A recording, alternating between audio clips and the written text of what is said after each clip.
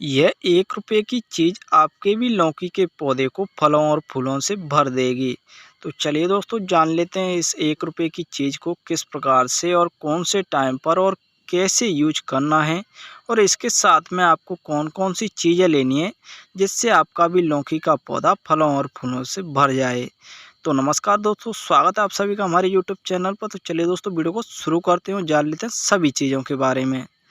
तो जैसा कि दोस्तों आप सामने देख सकते हैं हमारे इस लौकी के पौधे पर काफ़ी ढेर सारे फल लगे हुए हैं, जो कि आप सामने देख पा रहे होंगे। और दोस्तों आप सामने देख सकते हैं हमारे इस लौकी के पौधे पर काफ़ी ढेर सारे जो छोटे-छोटे फल हैं वो काफ़ी ढेर सारे लगे हुए हैं, जो कि आप सामने देख सकते हैं। तो चलिए दोस्तों और भी मैं इस आपको लौकी के पौधे पर फल दिखा देता हूँ। यानी कि दोस्तों इस लौकी के पौधे की जैसे ग्रोथ हो रही है और जो लीव्स निकली हुई हैं यानी कि पत्ते निकले हुए हैं, उन्हीं की जगह पे से 1 से 2-2 फल लगे हुए हैं, जो कि आप सामने देख पा रहे होंगे। अगर दोस्तों इस लौकी के पौधे पर इसी प्रकार से फल आते रहे तो कभी भी बाज़ार से फल खरीदने की ज़रूरत नहीं पड़ेगी। और लौकी के पौधे पर अभी भी अनगिनत संख्या में फल लगे हुए हैं, जो कि आप सामने देख पा रहे होंगे। तो चलिए दोस्तों जान लेते हैं केयर के बारे में, आपको लौकी के पौधे की केयर किस प्रकार से करनी चाहिए। तो जैसा कि दोस्तों आप सामने देख सकते हैं हमारे इस लौकी के पौधे की जैसे ग्रोथ हो रही है, उसी ग्रोथ में से छोटे-छोटे फल निकलना शुरू हो रहे हैं, जैसा कि आप सामने देख सकते हैं। तो दोस्तों अब बात करते हैं केयर के बारे में कि लौकी के पौधे की केयर किस प्रकार से करनी चाहिए जिससे लौकी का पौधा इसी प्रकार से फलों और फूलों से भर जाए। दोस्तों सबसे पहले आपको लौकी का पौधा हो या फिर फल देने वाला या फिर फूल देने वाला कौन सा भी पौधा हो, उसकी गुड़ाई ज़रूर कर देनी है। गुड़ाई आपको 10 से 15 दिन के बीच में ज़रूर कर देना है। इसको करने से होता है क्या कि पौधे में जो घास वगैरह निकल आता है, यानी कि पौधे में जो घास निकल आ जाए वह बेकार में पोषक तत्वों को ग्रहण करता रहता है और पौधे में पोषक तत्वों की कमी हो जाती है। उसके कारण से पौधे पर फल फूल बनना भी बंद हो जाते हैं। तो दोस्तों गुड़ाई करने से एक और कारण होता है, जो पौधे की रूट्स हैं यानी कि जड़ें हैं वह चारों तरफ फैलने में माहिर हो जाती हैं, यानी कि चारों तरफ फैलने लगती हैं और पौधा भी धीरे धीरे करके ग्रो करने लगता है। तो दोस्तों गुड़ाई करने के साथ साथ आपको वर्मी कंपोस्ट या फिर गोबर की खाद भी लगा देनी है। गोबर की खाद या फिर वर्मी कंपोस्ट लगाने से होगा क्या कि पौधे की जो ग्रोथ है वह काफ़ी फास्ट होने लगेगी। तो दोस्तों लौकी का पौधा हो या फिर कौन सा भी फल देने वाला या फिर फूल देने वाला पौधा हो, उसकी अगर ग्रोथ होती है तो उस पर फल फूल बनने के चांसेस भी बढ़ जाते हैं। तो दोस्तों इसलिए आपको वर्मी कंपोस्ट या फिर गोबर की खाद भी लगा देनी है और साथ में आपको पानी डाल देना है। और दोस्तों लौकी के पौधे पर जब फ्लावरिंग हो रही हो तो उस समय आपको ज़्यादा ओवर वाटरिंग बिल्कुल भी नहीं करनी है। सिर्फ आपको पौधे की सॉइल में नमी बनाए रखनी है, जिससे पौधे के जो फूल हैं यानी कि मेल और फीमेल फ्लावर हैं वो एक भी जड़ने ना पाए। और दोस्तों आपको एक चीज़ का और विशेष ध्यान रखना है, जो कि आपको लौकी का पौधा हो या फिर कोई भी फल देने वाला पौधा हो, अगर उसकी ग्रोथ हो रही है लेकिन उस पर फल फूल नहीं बन रहे हैं तो उस समय आपको पौधे की ग्रोथ को कट कर देना है। ग्रोथ को कट करने से होगा क्या कि पौधे में से नई नई ब्रांचेस निकलना शुरू हो जाएंगी और उन्हीं ब्रांचेसों में से नए नए मेल और फीमेल फ्लावर भी आना शुरू हो जाएंगे। तो दोस्तों इस प्रकार से आपको केयर का विशेष ध्यान रखना है, जब ही जाकर के आपके लौकी के पौधे पर फल फूल आना शुरू हो जाएंगे। तो दोस्तों इस प्रकार से केयर करने के बाद में जब आपके लौकी के पौधे पर फल फूल बनना शुरू हो जाएं और आपके लौकी के पौधे पर पॉलिनेशन ना होने की वजह से, यानी कि कई सारे लोग बोलते हैं कि हमारे लौकी के पौधे के जो छोटे छोटे फल हैं वह सूख करके यानी कि काले पड़ करके झड़ जाते हैं, तो यह कारण होता है दोस्तों पॉलिनेशन का।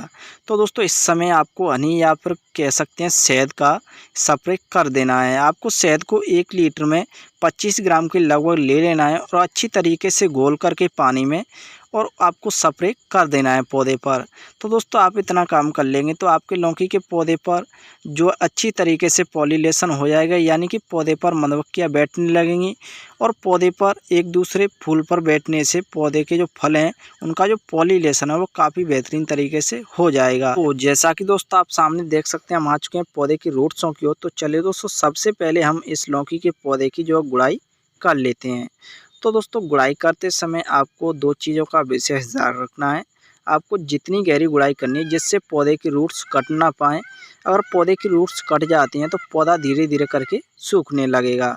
तो दोस्तों इस प्रकार से आपको इस चीज़ का विशेष ध्यान रखना है और आपको साथ ही साथ पौधे की दूर दूर तक आपको गुड़ाई कर देनी है। तो चलिए दोस्तों, हमें इस लौकी के पौधे की गुड़ाई कर लेते हैं।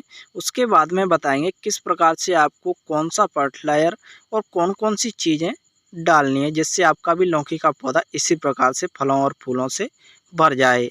तो जैसा कि दोस्तों आप सामने देख सकते हैं, हमने यहाँ पर इस लौकी के पौधे की जो गुड़ाई है वह करना शुरू कर दिया है, जैसा कि आप सामने देख पा रहे होंगे।